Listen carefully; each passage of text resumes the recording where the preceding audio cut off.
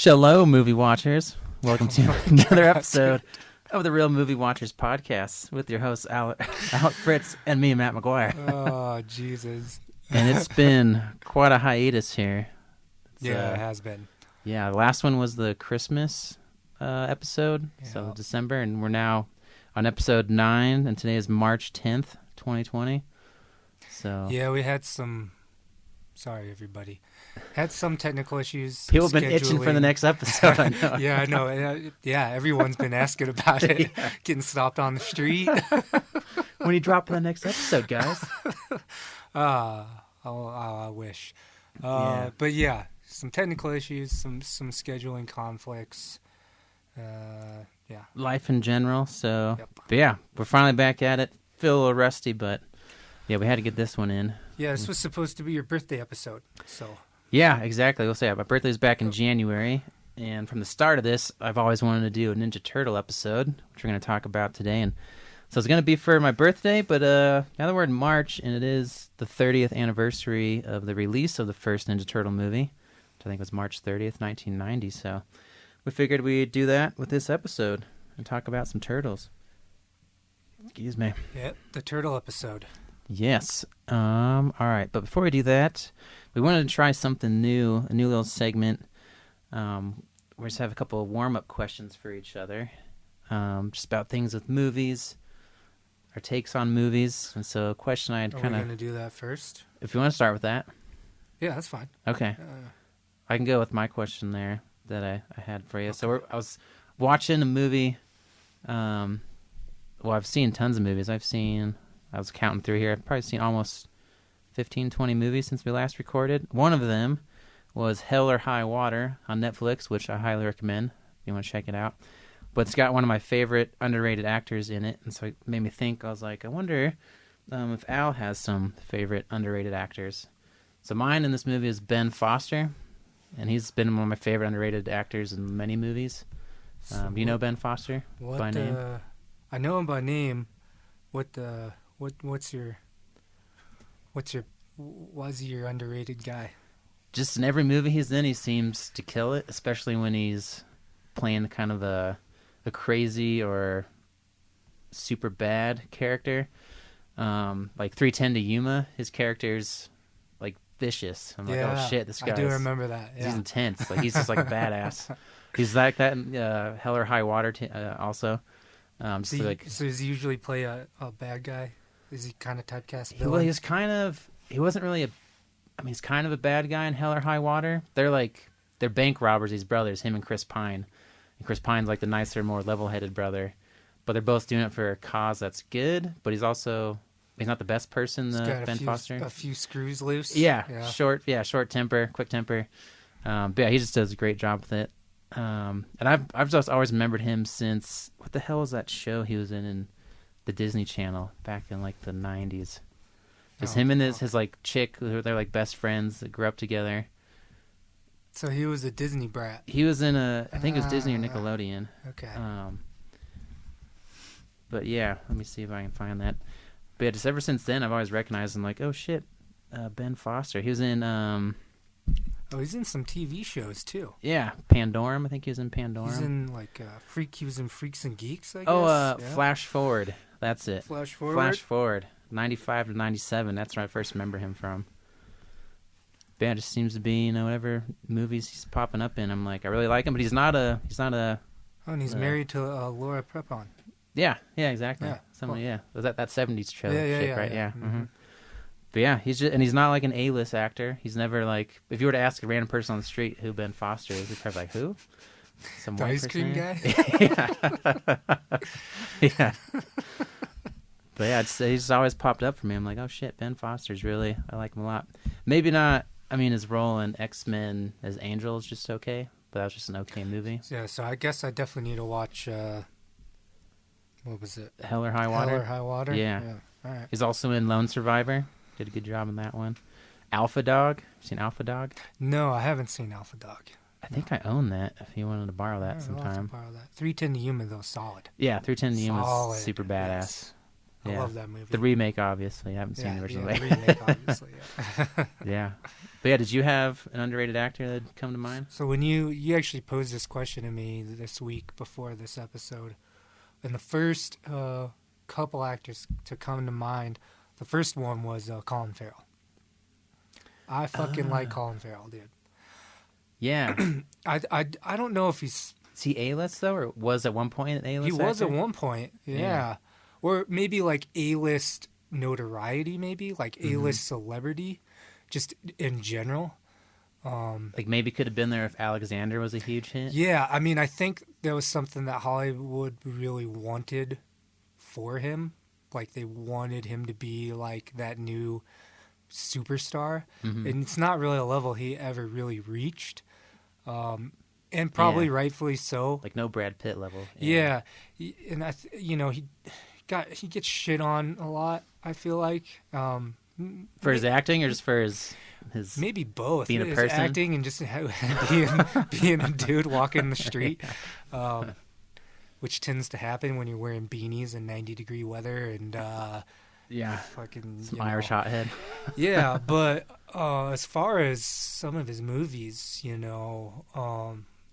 In Bruges is fantastic. I do love In Bruges. And he's very good in that. And I just really like him in general, kind of his style. Like, even a movie like The Phone Booth. I was going to say, dude. Which, if we're talking about underrated actors, we should talk about underrated movies. Yes. That is definitely one of them. As soon as you said Colin Farrell, that was the first thing that came to mind. Was when I saw Phone Booth, I was like, damn, this dude is fucking killing it. I remember, me and some buddies rented or, got it on Netflix back when they used to send you the DVDs. And they still would. Yeah, I was like, we all had zero expectations of it. We're like, whatever, we're just gonna get high and watch for 90 minutes. But surprisingly good, man. And for whatever reason, I've just, even in weird movies like Miami Vice and with Jamie Foxx, just stuff like that. I just like his on-screen persona. Alexander was admittedly trash. But every actor's gonna have those kind of films. He is super talented. I mean, he's got range like Horrible Bosses. He's hilarious. Yeah, he can do comedic roles. He's really good in that. And even when you take it outside of the movie realm, True Detective Season 2, not so great.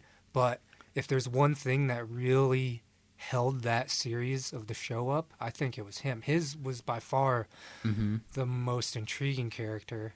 And I think he probably did the best job as far as making you kind of give a shit about his character. I didn't really give a shit about any other characters, but his character I did become invested in. Which I need to rewatch think is a those. sign of a decent acting job. Yeah, he's great. Although I do have to say, my only knockoff on him was he was in one of the worst movies I've ever seen. What was that? Was it New World? It's like that Pocahontas kind of movie. Yeah. Oh, dude. I mean, I can put up with a lot of crappy movies. I'm very easy, but... So he's been in some fucking stinkers, dude. There's no denying that. I do think he is a little underrated for just, I mean, he for sure is an afterthought, I would think. But I think anything that maybe, the projects that he's trying to take on these days, you can. There's obviously plenty to learn when you're in that world doing that business. There's there's no saying you can't become a better actor or a more well-rounded actor, just generally speaking. And, people have resurgent careers, or they come around at some point or another. The whole Playboy young Hollywood stud thing that kind of passed him over. So hopefully now, whatever he decides to take on is it's like more a Robert Downey Jr. kind of path. Maybe, quite possibly. Yeah. I mean, I liked him in SWAT. Is that the SWAT movie? SWAT. Yeah. He's really good in that too. That was the first one that came to mind. The second one that instantly came to mind was Casey Affleck. Oh yeah, Bee's little brother. Yeah. Yeah, he's like living in this Ben Affleck shadow. But he's like, I do think he's underrated. I think he's good. He's been in a ton of stuff. Yeah. Have you seen Ghost Story? He's got a pretty good portfolio. I have not seen Ghost Story. That one's interesting. It's very slow pace and like quiet, not much going on film, but it's still interesting. Yeah. It's not one to see when you're like tired at night, you'll fall asleep, but it's him in a sheet the whole time basically with some flashbacks. Right. I'm familiar with what you're talking about. I've just never seen it. Yeah. I haven't seen that one. I haven't seen actually a lot of the Manchester by the Sea. Like I haven't seen any of his recent big ones, so I need to check those out. I haven't really seen too much of those either. I'm thinking more of maybe even older stuff like Gone Baby Gone. I don't think I've seen that either. Need to watch that one. That one's really, really good. Yeah. An intense fucking movie. I always mix it up with Gone Girl. Right. Because they both have Gone. Yeah. and they both have Ben Affleck. And of course the Ben's movie was the one with the most notoriety, but yeah, he was fucking phenomenal in that. And I really like him too in The Assassination of Jesse James. Did you ever see that? I never saw that one either. Yeah. So he plays Robert Ford, the guy who ends up assassinating Jesse James. Brad Pitt, who Brad Pitt plays. I don't know. I mean, he's kind of got maybe a punchable face, I feel like. Yeah, he's like, because Ben has the looks, obviously, but he has to like bring in the actual acting. Casey kind of seems like, I don't know, just like a little weaselly, just his looks, but he's he's a good actor. Because I think I first saw him in Ocean's 11. Yes. And then I realized I was like, that's Ben Affleck's brother? Yeah. I was like, no way. Yeah, I mean, I could see it after I found out, but people told me that. I was like, no way. They can't be related. Yeah, so that was the first two that instantly came to mind. It's hard to, like, think about underrated actors. Yeah, I need to dive more into it and, like, research. Because I know that I have other ones for sure, but ones that need to, like... And then I was telling you about maybe actors that aren't underrated, you know. But... and then I started thinking about in terms of, like, actors with kind of, like, iconic roles. Like one-hit wonder kind of thing? Or? Almost. Like, and then I brought up the movie The Wrestler with Mickey Rourke. Yeah. Powerhouse thing. I think he got nominated for, like, Best Actor on that. And if he didn't, he should have. I think he did. But, you know, the kind of, like, is he underrated? No, not really. But did he really fucking shine in at least, like, one movie? He certainly did, yeah. You know, I think about Halle Berry the same way. I think Halle Berry's super underrated. And probably even more so now because I can't recall anything recent. I don't even know if she does 3. that much. That's the last but everything she's in, you know, I After enjoy. Catwoman. Yeah, you know, I mean, she's had some stinkers, but, like, even a movie like Swordfish, I think she was just fine in. And I think I only watched that for the topless scene. That's all I saw. Same way. I watched Monsters Ball for the wrong reasons too. Well, Monsters Ball too, though. Like seriously, like her performance in that is fucking amazing. It's crazy. Like, I was in high school when that came out. We were in high school, so I was not watching it. Yeah, no, motivation hormones tend to kind of overshadow many clear thinking, many clear thoughts. I wasn't looking for the artistry in that. I was like, let's see some boobs. But I'd certainly put Halle Berry in that. Just like, I don't know if underrated is necessarily the right thing, but certainly underappreciated maybe. Yeah, that's a broad spectrum. Well, cool. I got to think of some other ones for when we do this again. Yeah, that's a conversation we can keep having. I mean, I feel like, there's definitely some more underrated. You know, I feel like Keira Knightley kind of gets maybe a bad rap. I don't know if that means she's underrated as an actress. Didn't she win or get nominated? Yeah, especially when she was younger. She's been nominated before for some acting stuff, and I think she is pretty well respected in the industry. I just don't think the public perception of her maybe is as this really talented actress or actor. I don't know but by both, yeah. But a lot of her films, I mean, the films I've seen her in are really she's got some got some skill, dude. I feel like when she's in like a really good movie and has a good character, she does well, but she's also been in like those rom-coms and stuff that's just kind of like you know, and it's like, I mean, that's the thing, you know. I feel like too maybe that's the thing. It's like with underrated actors or actresses or underrated, you know, if unless you take this like Daniel Day-Lewis trajectory or Philip Seymour Hoffman or something, whatever the case may be, if you end up being in this lazy kind of rom-com movie or just like whatever, need a paycheck, it even knocks you down even a little bit more in the kind of psyche about, you know, how people perceive your talent. Which is unfair because, you know, like you said, even actors need paychecks. Yeah, I don't know. I have no idea how much that goes like publicist work and that kind of thing, and it's Which actually brings me to my question to you. Yeah. So. Totally a cold question here. I don't know what you're gonna ask me. Yeah. Here we go. And this goes kind of around, kind of a thread what we were just talking about, but my question to you is like, have you ever thought about being an actor, or like have you ever imagined what it would be like to be like an actor, like in this like film industry, like that's like your profession and stuff? Like absolutely. That's when I was a kid, all the way through maybe about middle school. My top 3 jobs I was going to be when I grew up was either some sort of athlete, artist, or an actor. Right. And then, of course, because we went to acting camps and shit, made our crappy movie. Yeah. And then got to high school, and I became super introvert. And then by this point, I look at it now, and I'm like, I mean, part of me would be like, could be cool to have, that sort of fame and, be on TV and people know you. But then I see the lives they live, and I'm like, hell no. That was my follow-up question. Hell no. That was my follow-up question. My second part of this is like, what do you think would happen if you became an actor today? Let's just say, for example, for whatever reason, and we don't have to get too realistic about this. You just like get recruited for this film. I do really well from a random acquaintance. This small indie film, but it's got some crazy name attached to it. Like I don't know, Nicole Kidman's in it for like 5 minutes. Yeah. And anyway, you're acting. You're like maybe a lead role or some kind of prominent role. And then all of a sudden, this film like is in the theater, and then this indie magazine comes out and says, blah blah blah. Oh yeah, and then the newcomer Matt McGuire, one of the more underrated performances of the year, and you don't win any awards or anything, but like you're my on Instagram the goes map, crazy. dude. Yeah, like you're kind of on the map, like. With your baby and your current career and everything as it is right being now, a married man, like us, like our little pocket, like everything how it is. Like, would you pursue this acting career if it happened today, like if it happened right now in your life, or would you just kind of how much money did they make on this like movie?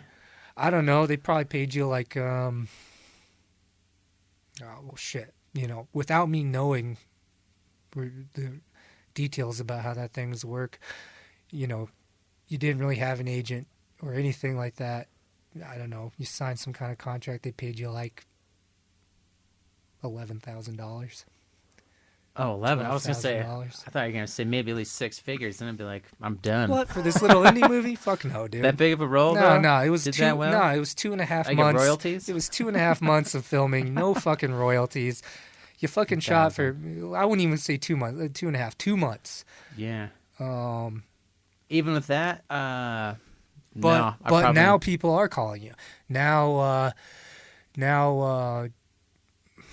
don't know, someone who hasn't been around. I get a role with Jennifer Love Hewitt? No. Oh, well, no. I would say then yes, I'm doing it. No, not like that. Spot on. Like Jason Biggs calls you up and says, "Hey man, I'm working on this movie. Pie. I think you would be perfect for it." Honestly, no, because I'm assuming I'd have to relocate or be away from home a lot, or move to California for a limited time. You have to go shoot somewhere. So you have to go shoot in California for someone's offering you a film. And I'll give you this. Yeah, let's say Jennifer Love Hewitt is in it, and they want you on for 7 to 10 months to shoot this. You get to go home like every this time 2 weeks you have or something? to hire an agent though. Yeah. And this time though they'll give you $90,000. Huh. You're making it very tempting with Jennifer Love and $90,000. But honestly, when it comes down to it, no, I gotta say no. I couldn't do that. And couldn't do it, huh? So you wouldn't, you wouldn't ignite your acting career at this point, even though that was a top 3 thing for you. Of course, you're already doing one of the top 3 things that you chose. You're already an artist. I guess you could say that. I'm not people like you should call yourself an artist, even though I don't do it for a living. I do it for fun, and I make a little bit of money. But you do it as a legitimate hobby, and you've actually collected cash on it. Yes. So you can call yourself like a professional artist, semi-professional at the very least. That definition, yeah. Pursuing it still. Yeah. But yeah, I mean, another thing that might be one that I'd have to think about. I'd have to ask my wife, obviously, because this would be a big money changer. You gotta ask Ellen about childcare. Yeah, childcare is expensive as shit. So yeah, she'd have to have a say in this. But dude, you just gotta, just keep killing it. Trust in your talents, and then in 3-4 years' time, you'll have a fucking full-time nanny. Another story on the house. Now this would have to be like you'll be in People's 100th Sexiest Actors. See, that's where like if it became like a Zac Efron kind of situation where you can't go anywhere without people losing their shit, like I couldn't do that. Well, I mean, you don't have to, Am I jumping too far? Yeah. Jason Biggs. You'd be one of those underrated guys. Yeah. No, that's partly for me when it came down to because I used to want to be famous when I was a kid, but now I'm like, if I was going to be famous, it'd either be like an artist or an author where they don't know what you look like most of the time. Because I would hate not being able to go places just to go somewhere and not get bothered. You hate the recognition at this point in your life. Yeah. I don't like attention. I don't like people talking to me. So yeah, no. But back at you, so the scenario turned on. I think I would probably be open for it.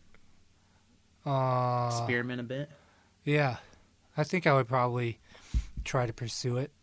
Did you have hopes? I mean, you wanted to be a director at one point. Yeah, when I was super into thinking about, being involved in the kind of artistic, like film stuff, I was more interested in writing and directing. I gotta say, my interests in it are, as far as working for it and working on it, almost non-existent now. As being like an actor? Or like directing film or, writing scripts. And, and acting is like, I'm not really... Because part of it's kind of like you. It's like I really would just prefer to fly under the radar. Mm-hmm.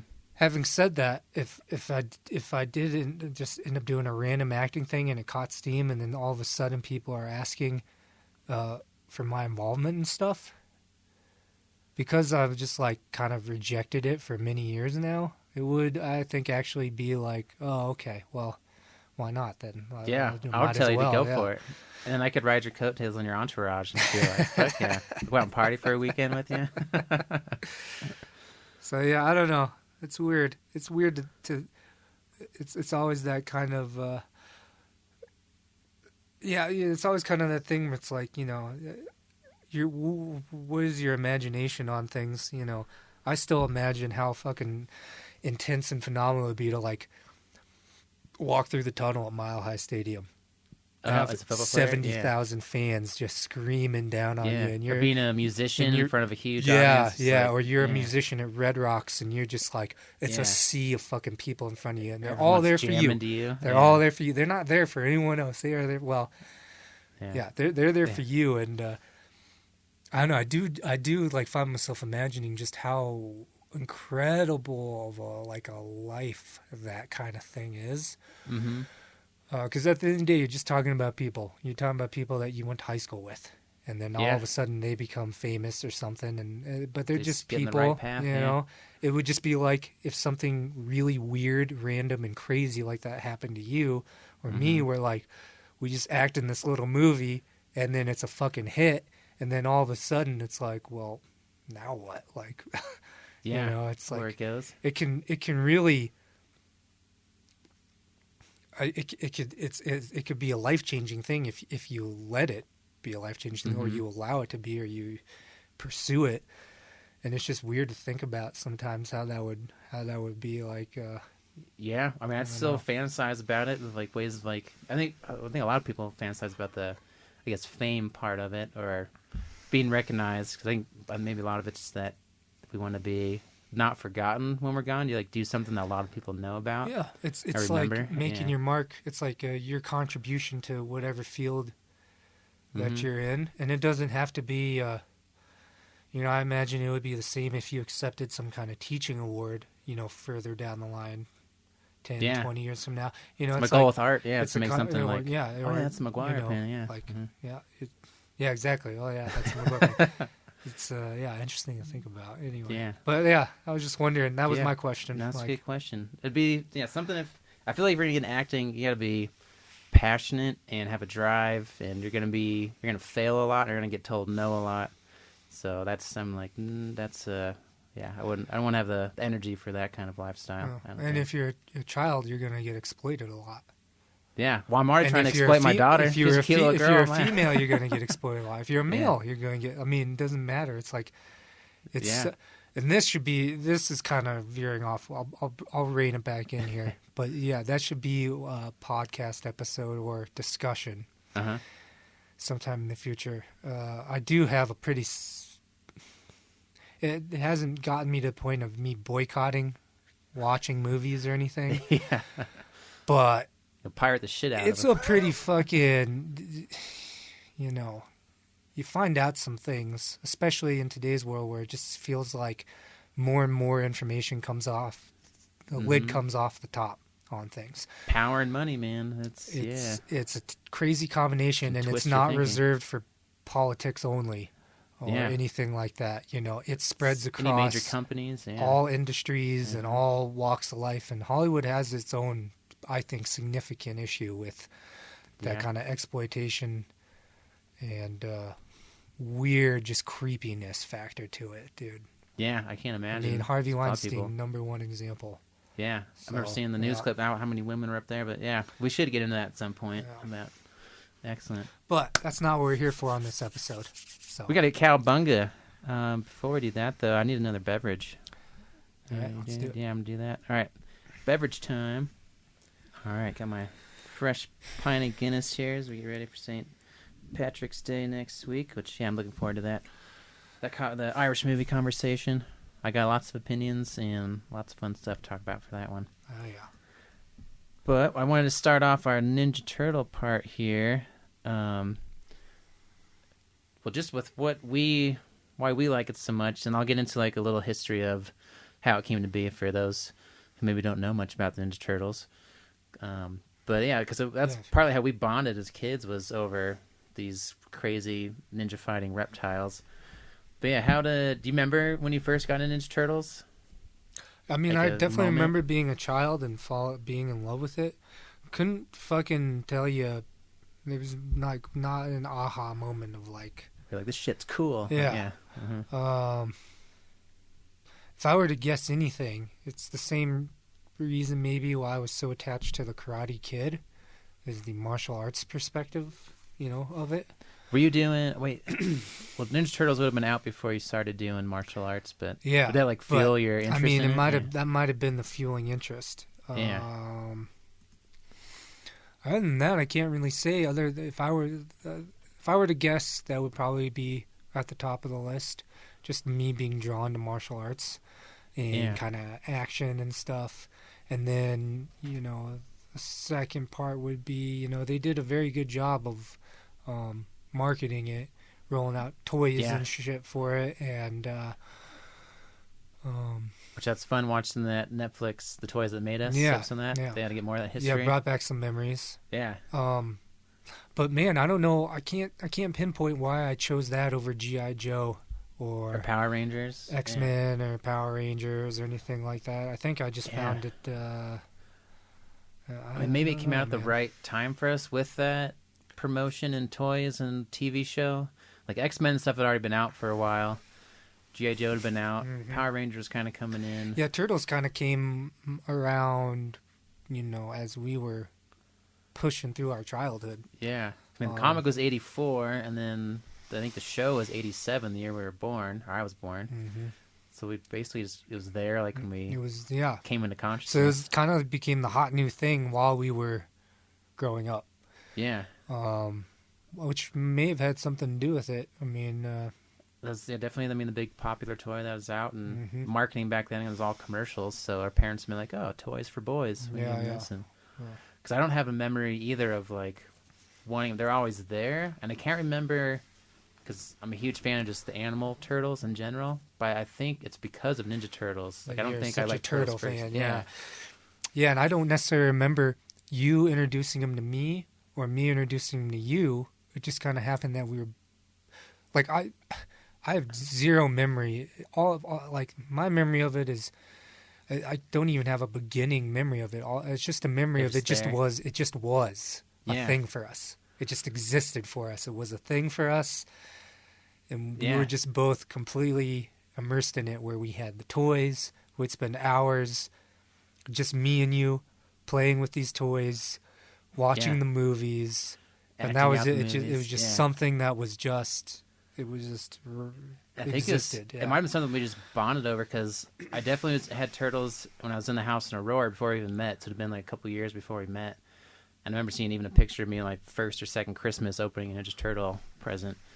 But I remember going over there and you had them because you had more of the cool stuff. I thought you had more villains. I thought you had cool stuff. No. I thought you had more of the cool stuff, dude.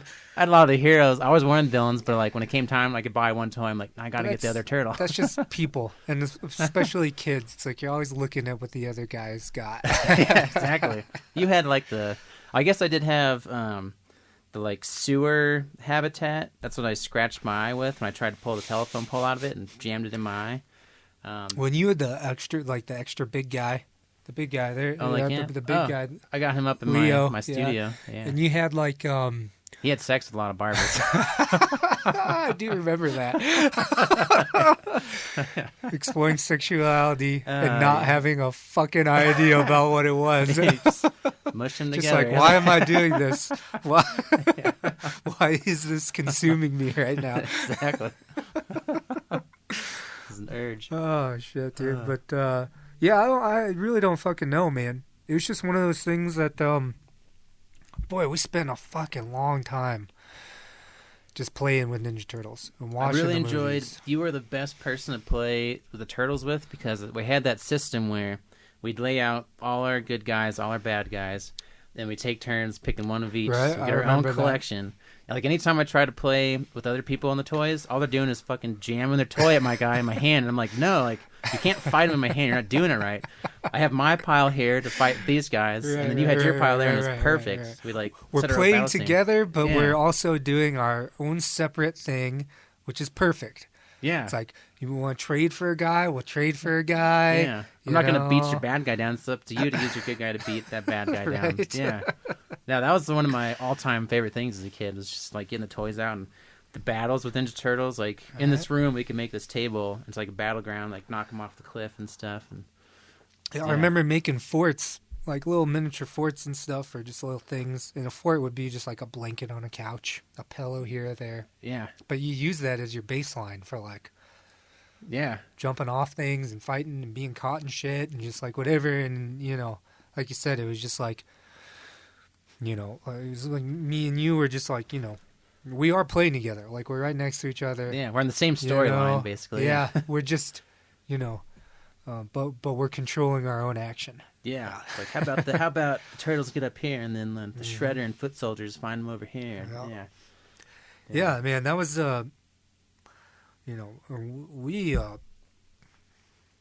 we did a lot of play. I mean, when we were younger. Like, aliens and sword fights and just like all kinds of shit. So I think that just was like, for whatever reason, came pretty natural to us. And we're both very imaginative. Yeah. Right then, yeah. It helped fuel our playing together. Yeah, I think we still are. I think that it just came very natural to us. Yeah. As kids. And then like, and then the movies kind of turned all that into like a realization of like, seeing a live action thing about it, and the cartoon show too. It played a huge part.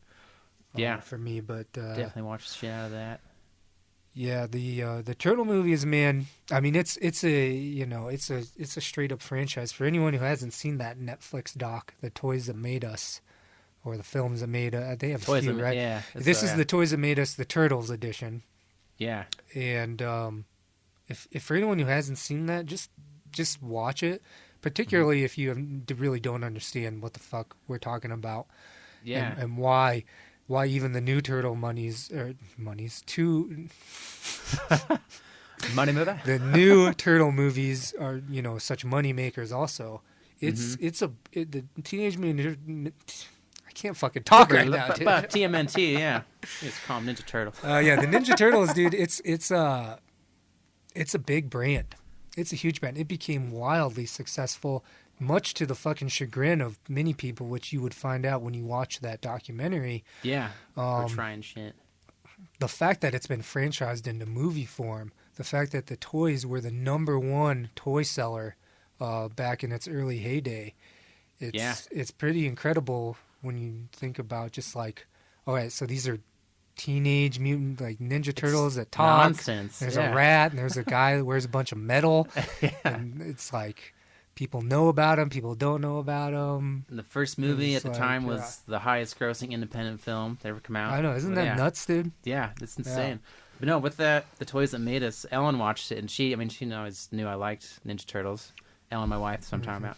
But she liked seeing it because she didn't know the history of how like they came to be so popular.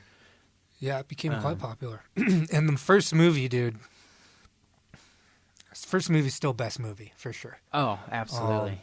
I just love like everything about that movie. After rewatching it too again, is just like it brings back a lot of memories for sure, and definitely. I love just the kind of the whole live action feel to it is fantastic. The actual guys in costume. Yeah.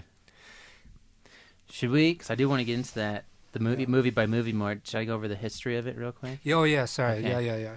Go for it. And then I'll have to tell you. We'll have you guess what Rotten Tomatoes has the first Ninja Turtle movie at. Well, fuck Rotten Tomatoes, dude. Yeah, it's bullcrap. That fucking shit. People should shove that up their ass. I know. Rotten Tomatoes That's another stuff, segment dude. that'd be fun to do. Is like pick out movies or Rotten Tomatoes reviews that are absolutely garbage and trash them. Yeah. Bunch of fucking. Yeah. Yeah, dude. Neither people here nor people there. that fucking think they're far too important, dude. It's ridiculous. All right, so a brief history on Ninja Turtles here.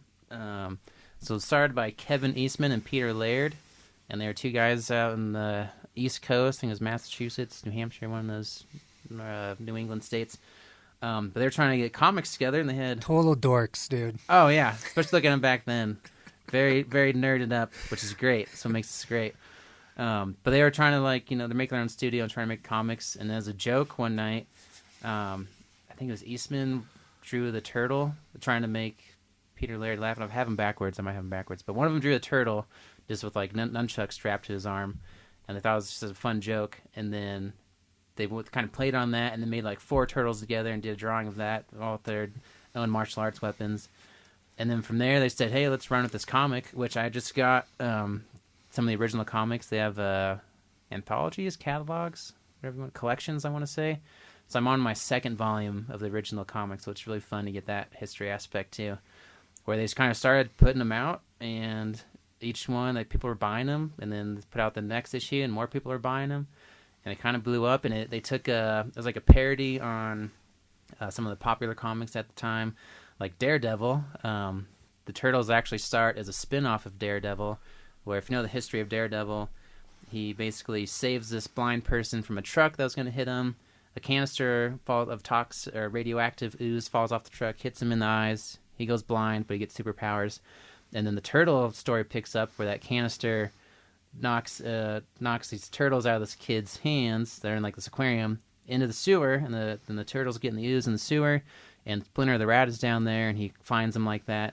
And then the turtles are born because the ooze mutates them, and they get their powers and turn into the Teenage Mutant Ninja Turtles with Splinter. And from there, basically, it picks up on to bring in the Shredder's the villain, and the Foot is a parody of the Hand in Daredevil. That's the bad guy group in that one.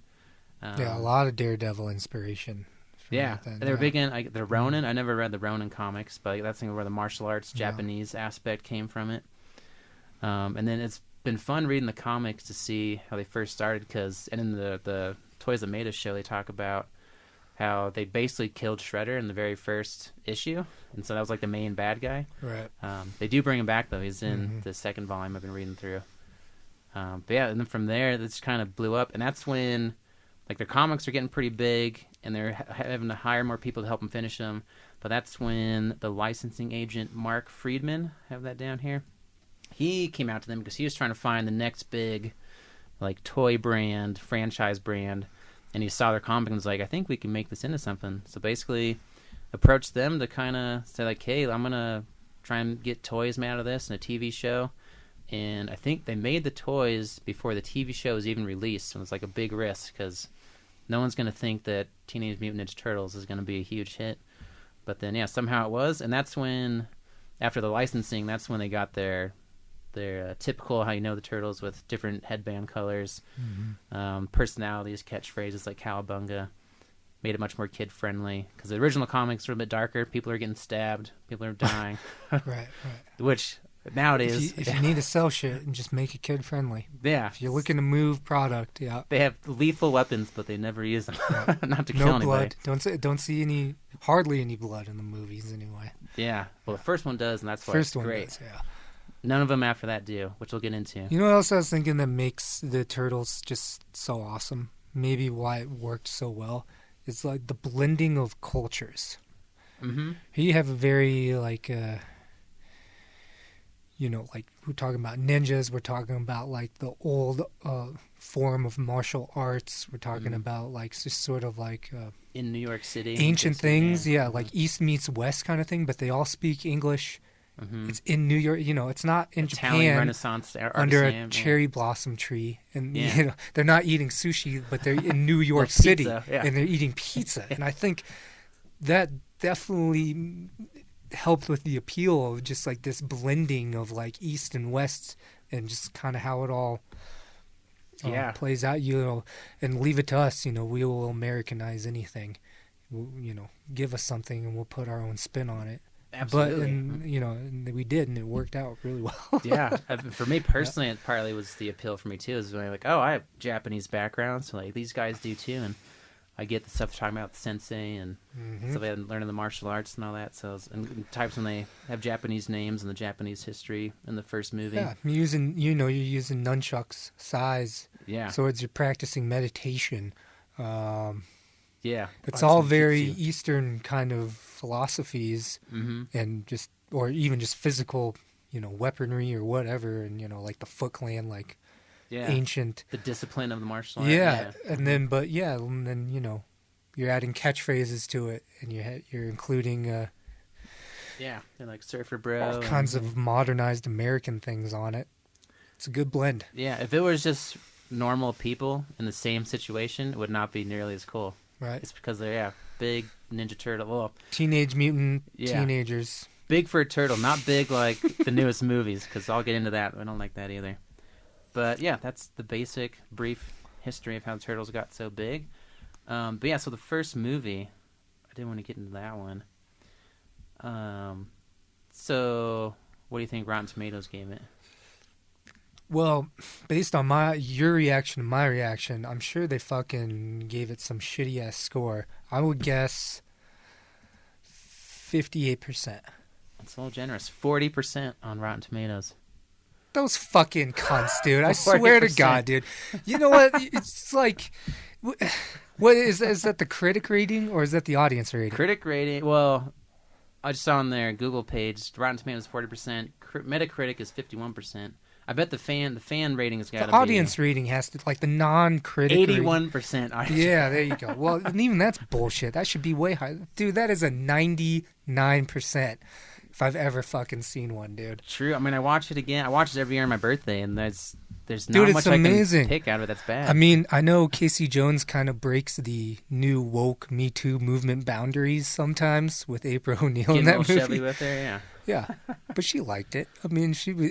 Yeah. If we were big on Twitter, you'd be getting blown up. Oh, yeah. Well, thank God. Thank God we're not big on Twitter. Thank God no one's going to care about my stupid opinion. No, but all jokes aside, which it was a joke, people. Fucking relax. Dude, yeah. I mean, was that not the quintessential 90s movie? I mean, it doesn't even have, like, that, just even apart from its own brand that it's become, like, even if that was just a one-off fucking weird-ass movie, let's just pretend that this movie got greenlit. There was no toys. There was no comics. It was just this guy writing a crazy script about something.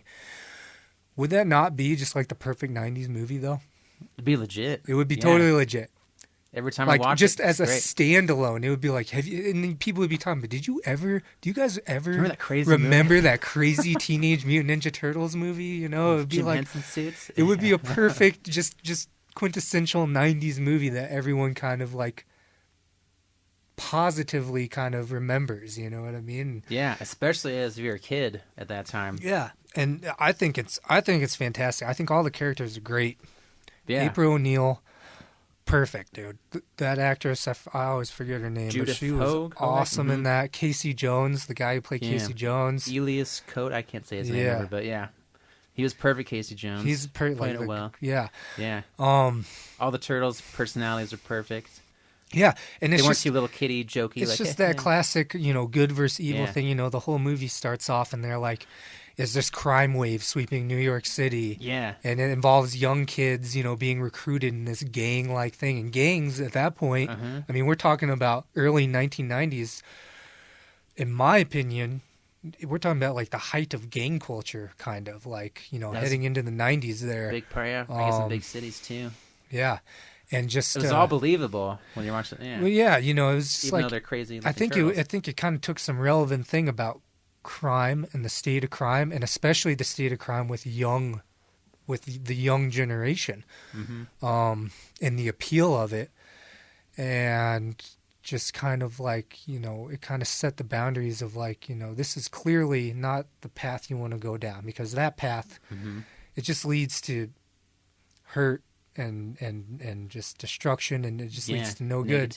And then it just so happens that it's not a fucking like rogue cop or like stand-up teacher that ends up turning Vigilante. These things around. Casey Jones kind of though. Yeah, but it's like these fucking these mutant turtles, and I just love the movie. I think it's easily the best movie of them all. Still. And to go back to what you're saying with every other character is perfect. Even like Danny, the kid who was kind of getting promoted in the gang, he was perfect. The police chief was perfect. Danny's father's perfect. Yeah. Splinter was the best Splinter out of any movie, even the TV show. This is the best Splinter. Shredder's henchman. Shredder was actually scary. Like Shredder was legit intense. Scary in that. Yeah. And the martial arts, what's his name? Tetsu. Go play. Go play. It's all perfect. Yeah. Sam Rockwell, his character was perfect. Yeah, that's right. Fucking Sam Rockwell's in that shit, dude. Yep. You want menthol or regular? Yeah, and all these kids are smoking, ditching school, lifting speakers and Walkmans at the time, and just being little, little shitheads. The soundtrack and score was perfect. And totally being used, which is another underlying theme. They're totally being used. Yeah. And they don't know it. And I think, for as far as like, if we want to go back to talking about gang culture and stuff. It's probably like a family. Anything where like, they try to make you feel like you're misunderstood and you're important and that. But really, at the end of the day, and this has been proven time and time again, when you look at all kind of real life examples, you're just being used. Yeah. You're just being fucking used. For the higher ups to get their more money, more power. Yeah. They don't give a fuck about you. Unlike Splinter, who gives a fuck about not only his adoptive sons, but really everybody. He sees like potential in everybody. Yeah, even the second movie with Keno helps Keno out. Yeah. But yeah, the Splinter, that was one of the scenes I want to talk about too. That was one of my favorite scenes in the whole movie.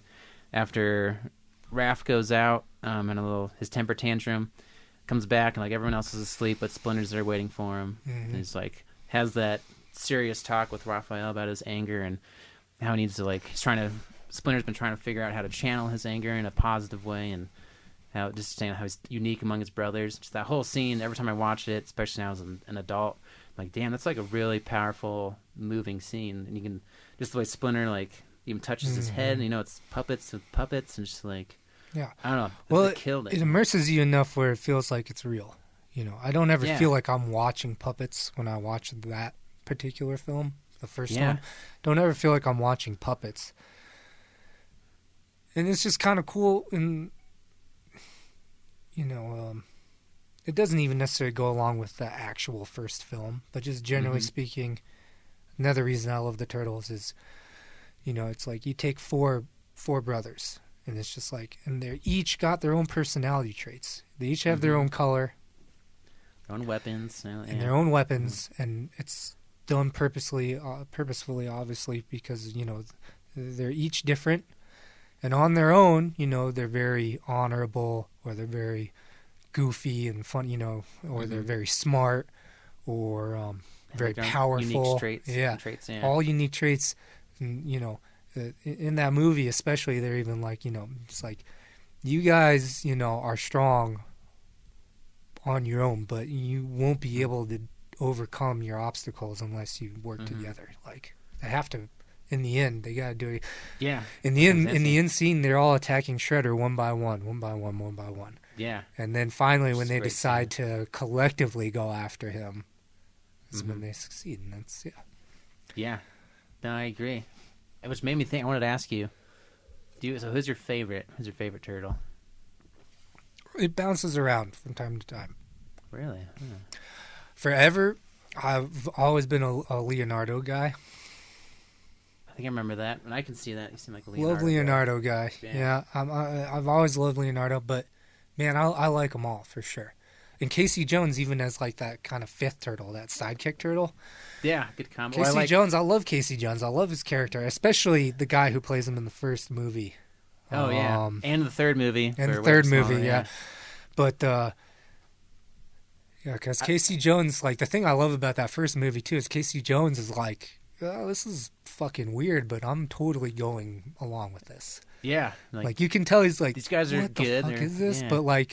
But at the same time, he's just like, it doesn't even faze him. He's just like, yeah, okay, well, yeah, this is weird, but hey, you got this hot girl that is following you guys around, and I'll see where this goes. And you guys can fight, so let's do this. Yeah, I liked how him and Raph buddied up after their little brawl. Yeah. Even though I remember as a kid, it pissed me off so much that he kicked Raphael's ass. But it's actually perfect when you think about it. Like, because that upset me too as a kid that he always got the best of Ralph in that first scene that they meet together. Raph, but it was actually like, it's actually perfect for like, it sets everything up very well. Yeah, where it's it might have made it so that Raph like respected Casey. Like, oh shit, this guy. He can hold his own. Yeah. He's like, this guy can fight too. You know what I mean? Which that's also in the comics. Him and Raph battled out like that. Yeah. For me, I've only changed once. When I was a kid, it was always Raph because he was the hardcore badass. Fighting all the foot soldiers on his own. But then as I got older, you're a Mikey guy, aren't you? Totally Mikey. You're a Mikey guy. Yeah. My personality. He's the guy I want to hang with. He's my favorite character in all the movies. He's the only one that makes the new movies worth it. And even his his one-liners across the entire franchise, from the first movie to the newer ones, like all of his like comedic stuff is like awesome. Yeah, no, he's great. Really good. That's why when I saw that they have those Nico toys, and I was like, fuck yeah, I'm getting one of those. I want all four. Ellen wouldn't let that happen because they're like $115 a piece. So I definitely had to get Mikey. Yeah. But yeah, it's just, and I love the relationships with the Turtles where like Raph and Leo are closer, even though they butt heads the most because they have like probably the stronger personalities. And then Donnie and Mikey, they're like the closer ones. They're the ones I'd call the stoners. They're always going off and eating food and snacks and just chilling, having a good time. Leo and Raph are the serious ones. Yeah. And then Mikey and Donnie are just kind of like more laid back, like, Yeah, we'll let these two do what they got to do and wait till the dust settles and we'll be chilling. Yeah. But I just love the interactions of all of them. Because I was trying to think. I know in the second movie they had more. Cause like the first movie, it seemed like it was always Leo and Raph, Rio and Raph, Donnie and Mike. But in the second movie, I saw more of like Mikey and Raph interacting. Yeah. Leo and Donnie. The first movie is more raw in the sense of just. It feels just like relationships just feel more real. Just the interactions feel. Yeah, as the movies progress from that first one, that second one, I mean, we love the second one. I love the second one, dude. It's still good. Vanilla Ice. You have some new bad guys. It wasn't Rocksteady and Bebop, but it was just, They're still cool. Still cool. Same Shredder. Same Shredder. Same kind of thing. And it was the costume still looked good. I love the second one, but April. Too bad they couldn't have kept on April. I don't like the second version of April. Do you know why she didn't want to do the second one? No. She thought the first one was too violent and didn't want to be in a movie for kids with that much violence. Which that's why you notice all of them are way toned down after the first movie. People didn't think the first movie money does sell. talk. Yeah. Money does talk, I mean, well, in her case, it wasn't necessarily money. It was more of a stance. But yeah. I'm sure that all the executives and shit took her declining as maybe an indication to kind of kid it up, especially that first fight scene in the second movie when they're down in that basement area. Well, if you know, everything is just so like slapstick. Yeah, exactly. It's so not serious slapstick, at all. man. It's not serious at all. Yeah. Which they made that second movie. The Turtles don't use their weapons once in the second movie. Right. Not in a violence way. So yeah, they definitely. Yeah. I don't know if it's maybe. I wouldn't be surprised if we got complaints from parents about the first one about being too violent or something. Yeah, which is a shame because it's so. I think there's. It means more, I guess. I think it's so. There's more on the line for the characters. It just goes back to people kind of underestimating kids and what Mm-hmm. Just styrofoam everything for him. Yeah, it goes to people underestimating kids because certain things happen. And they take one example of something happening and they apply it to everything. And for me, context is everything. Yeah. Turtles weren't beating context is everything. Fun, yeah. I mean, yeah, exactly. And weren't killing people. And it's actually almost detrimental. I think it's almost more hurtful to make violence into a more playful thing. Mm-hmm. I think it's actually more beneficial to make violence a very serious, okay, this is like kind of life and death kind of thing, rather than when you make it a playful thing.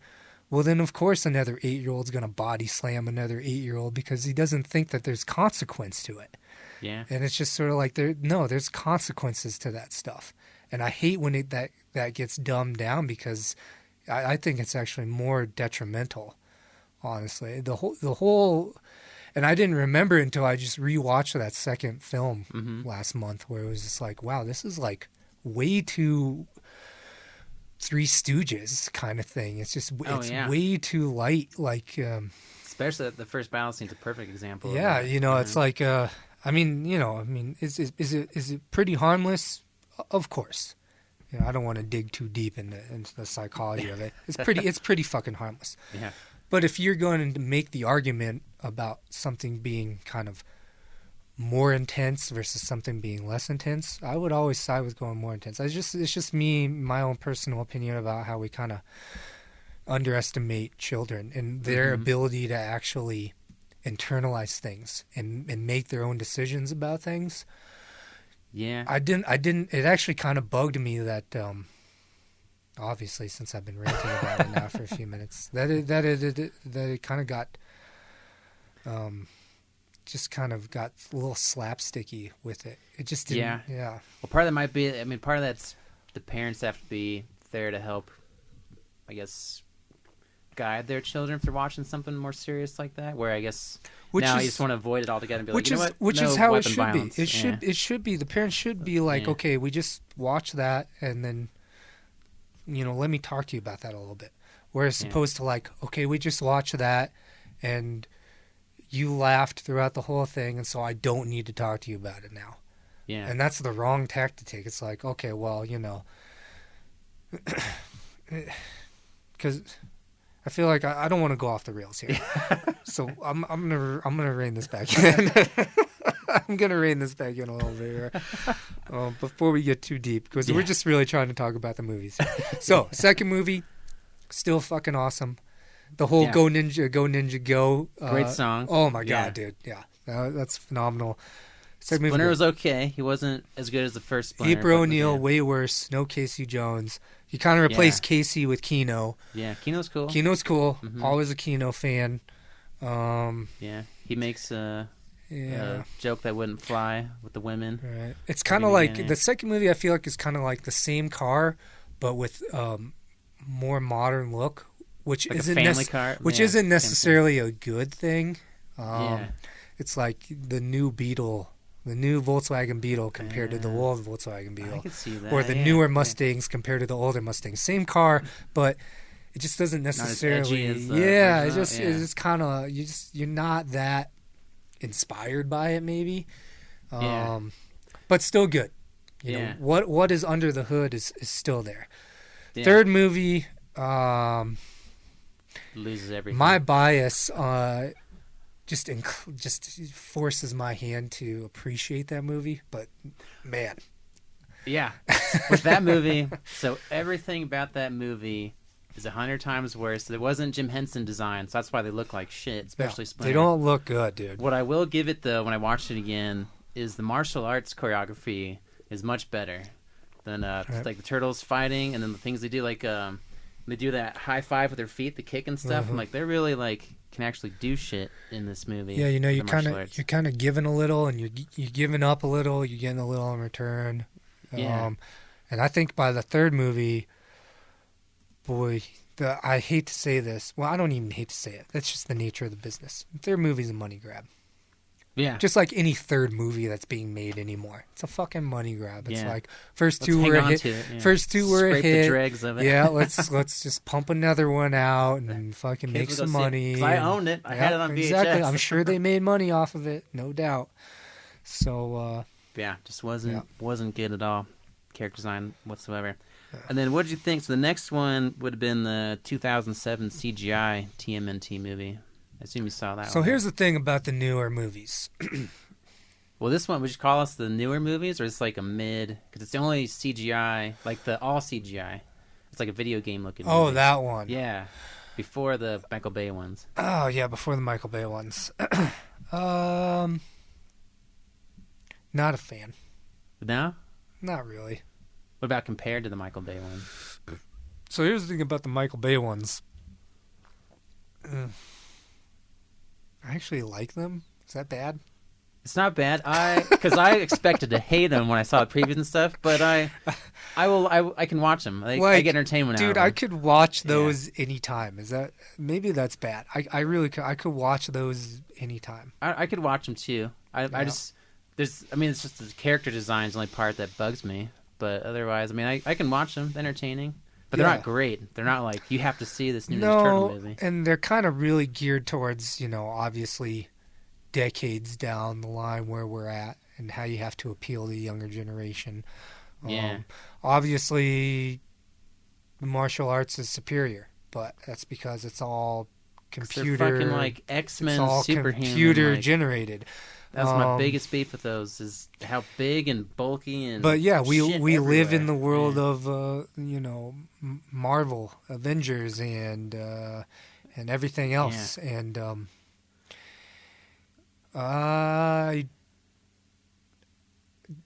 there's no way I appreciate them as much as the originals. Yeah, but I can't help to have my bias just come through where like I can watch them anytime. And huge Megan Fox fan. She's not as April O'Neil. She's great. Oh yeah, as April O'Neil too. Yeah, absolutely not. What? No, dude, she's fine. No, she's fine as Emma Stone would be April O'Neil. She'd be the best. Emma Stone would be fine, but she'd be the best. Emma Stone would be wasted. Emma Stone would be wasted on those. This would be a little under her. It would be. She would be wasted on these films. Like they would. I don't think they'll ever give April a role like they gave her in that very first movie. April is a very prominent character in that first film. Well, she's always been in the comics. She's like their ambassador to the human world. She kind of drives the narrative of that story. Yeah, because she's constant. Yeah, she's the driving force of their involvement in coming up from the sewers and just fighting crime and stuff. Yeah. And those movies would be wasted on Emma Stone. They're perfect for Megan Fox though. I think she's a great April in those. She does just what she needs to do. She does just enough. If you're gonna lower the bar, then yes, I would say she's fine with those. Well, you have to lower the bar on those movies, dude. You can't have the bar too high. You gotta well, have that's that where I bar put it. low, Whenever if any other turtle movie coming out, my bar's gonna be high. It's gonna be super high.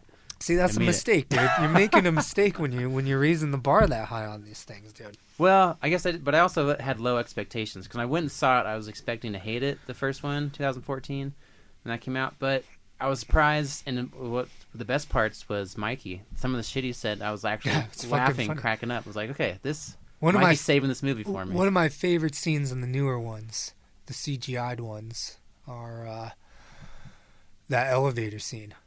Yeah, when they're on the way up to the elevator, and they just start like beatboxing with their weapons and stuff, and just like that's a perfect scene, dude. That kind of embodied for me like the older feel of like just like capture the spirit of like the older movies where like there's just four brothers, you know, and they're about to go in this intense fight, but they're just trying to stay loose. And just like, and they're teenagers, you know, they're supposed to be teenagers, you know, and they're just like, they're just like, all right, let's get pumped up, like a little pump up jam. Yeah, let's go do this. Like, So I like that aspect. I think Donnie is my least favorite in those new ones. I didn't. Yeah, he's my least favorite too. They make him like too awkward and too awkward. Yeah, he doesn't seem like It doesn't seem like he has a. He's not supposed to be an outcast. Yeah. And that's what he kind of feels like. Donnie in the first movies. one can hold his own like wits and like socially with everybody. Like Donatello is not supposed to be like this red-headed brother, you know, like he's not supposed to be like this separate brother from the group. He, like doesn't talk, socially awkward. I get he's nerdy and smart, but I always thought he was like an outgoing nerdy and smart guy. He's they make him kind of feel like this weird outlier in the new ones, which I don't really like. Yeah, so he's my least favorite. I agree with you on that. I don't like what they did with him. No. I was gonna say one theme I noticed, a repeating theme through all the movies that I enjoyed as I watched them. There's always, whenever people meet Splinter, they end up fainting. So the first movie was April. Second movie was Kino. Right. Third movie was the Japanese guy that got thrown back in time. Right. I'm trying to remember in the 2007 fully CGI one if someone fainted. But then in the newer ones, did Casey faint? Someone else fainted in the newer ones. But speaking of the newer ones, then Splinter is awesome. That's my least favorite looking Splinter. What's your least favorite Splinter? Least favorite voice actor, and I like the voice actor, the guy other characters he does, but well, it feels like Splinter looks like crap. It's awful. Yeah, I don't know. And he's like trying to put on a Japanese accent, old person, but just doesn't hit it. I really don't. You know, it really needs to happen, and it's not going to. It's not going to. Yeah. But they really need to dial down the Michael Bay-ish-ness of the thing. Yes. They really need to. It's two Transformers. It was basically like Transformers on Ninja Turtles. They need to get more of a storytelling aspect of it, more of a narrative-driven kind of thing. Mm-hmm. And I think that would help any kind of remake they're going to do going forward. Which I think what I've heard the plans are in the reboot of this reboot, whatever you want to call it, double reboot, is they want to make it more with the source material like the comics, a little bit more in that storyline. And I think it would greatly benefit all the characters in that.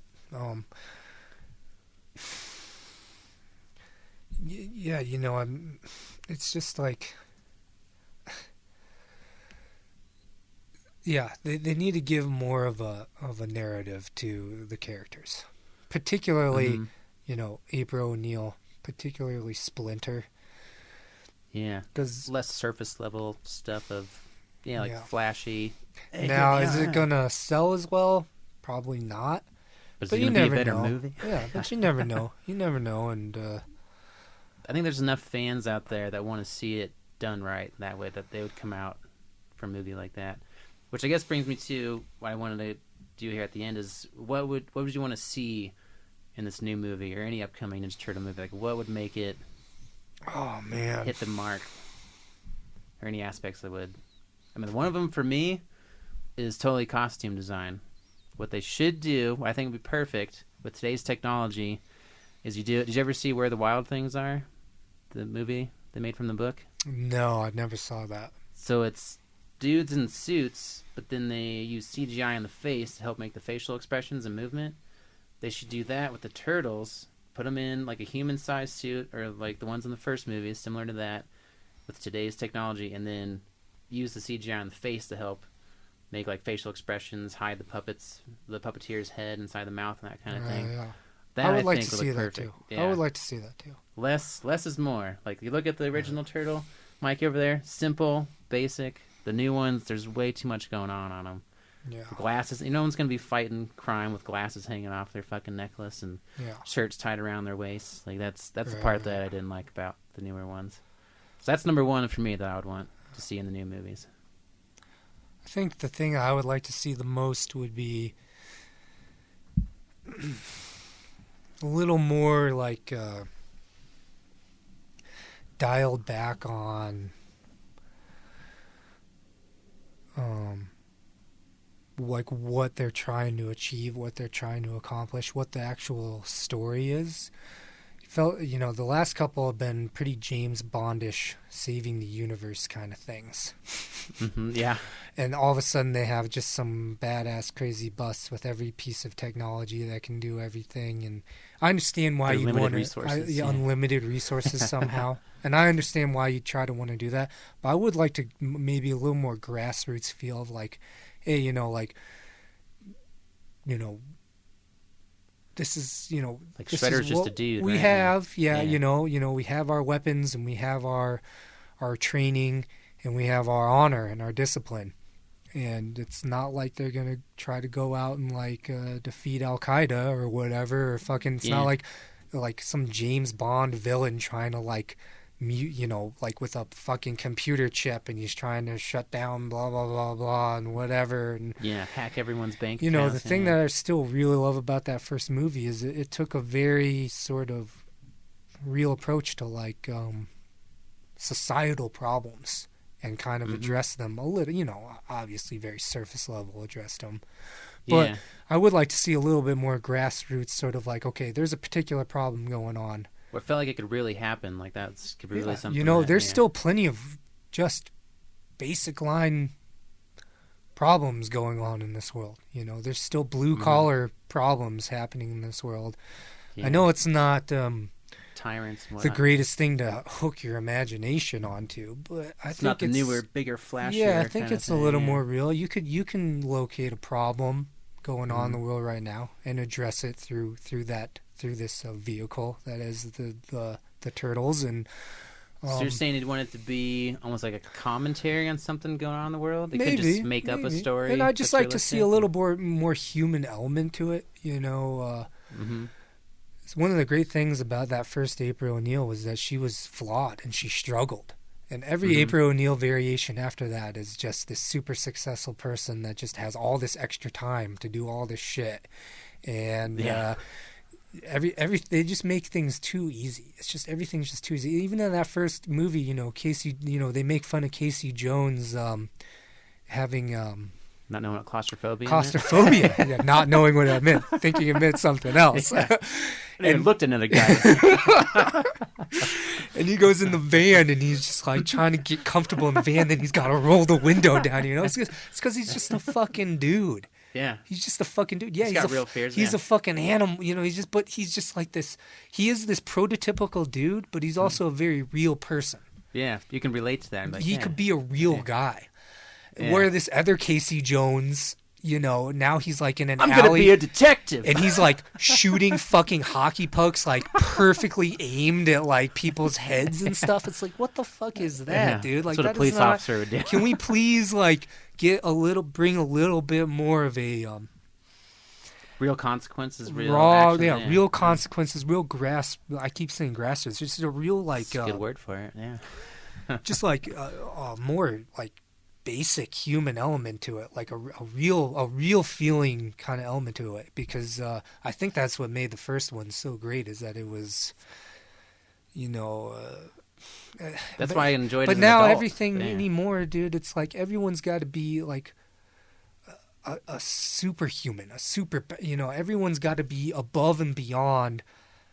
And at least when the Marvel guys do it, they can kind of explain it. It's like these guys are gods. Yeah. Or they're just history. Like they're billionaires that are bored and whatever and blah blah blah blah. With the turtles, these are like mutant turtles living in a sewer. They might have some extra strength, sure. Yeah, are they well trained? Yes. Do they have, are they unique? Absolutely. But are they invincible? No. Yeah. Could they knock out a Humvee? Is this TV reporter invincible? No. Yeah. No, like she Harriet the Spy on steroids. Yeah, can we just I don't know, bring back an element that is can we see some flaws and not just make believe ones where but can we just have more of just things don't always turn out the way you want them to, and you do have your struggles, and their life that's struggles. what makes, when you do overcome those obstacles, that's what makes the payoff. I mean, and people can relate to it, and they're like, oh yeah, I could see me doing that. Yeah, okay, well, if I think we had those combined in a new movie, it's gonna be legit. I hope so. And we should go. That's when you and I should go see together. Oh, absolutely. In the theater, yeah. That'll be the next big one for me, which I think they're talking 2021, 22 possibly. I keep looking for updates, and there's not much more beyond just the rumors that it's in production. All right, well, we'll see. Fucking Ninja Turtles, man. And there's always so much more I could go into with these guys. Oh, we could talk. We could talk for a few more hours. Oh yeah. Songs from each movie. Everything.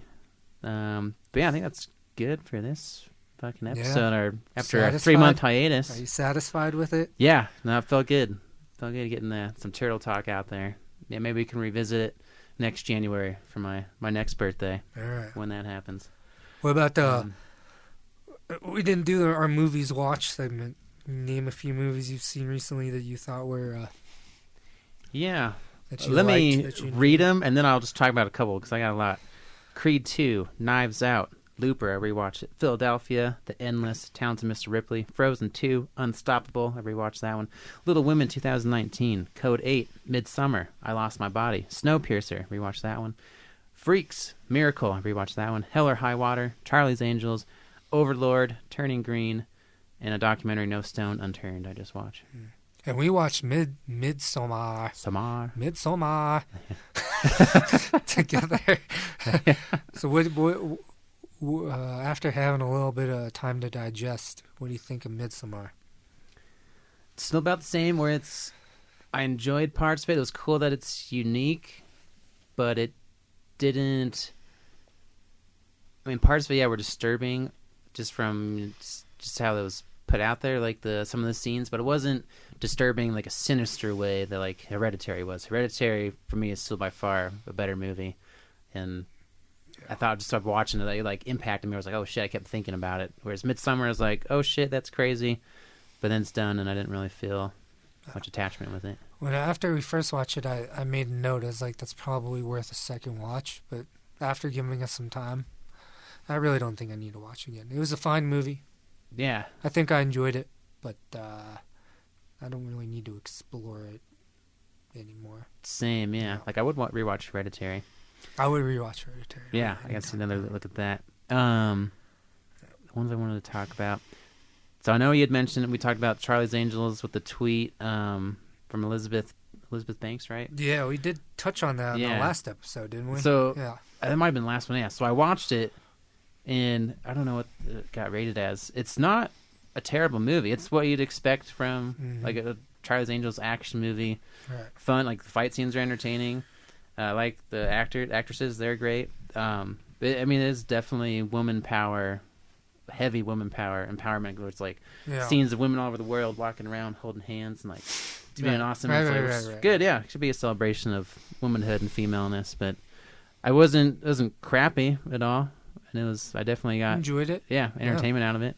Good. So it's worth a watch. It's not. I don't know what all the hoopla was about it being bad. I can't remember what.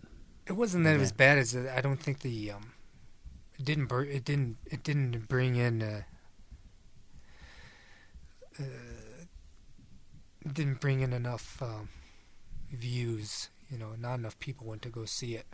And then that's when the whole thing came off, where she's like, well, people didn't come see it because maybe the people have issues with female action heroes or whatever the case may be. And that's when the whole fucking shitstorm kind of came up. And I see. No, yeah, I wouldn't. It was just a movie. I could see it's not like a new, and maybe it's because it's a men's movie, not like a new James Bond where it's like super serious and oh shit. But it's Charlie's Angels. It's like supposed to be fun action comedy. Well, which it was. It was good. I'm sure there's some merit to what she has to say.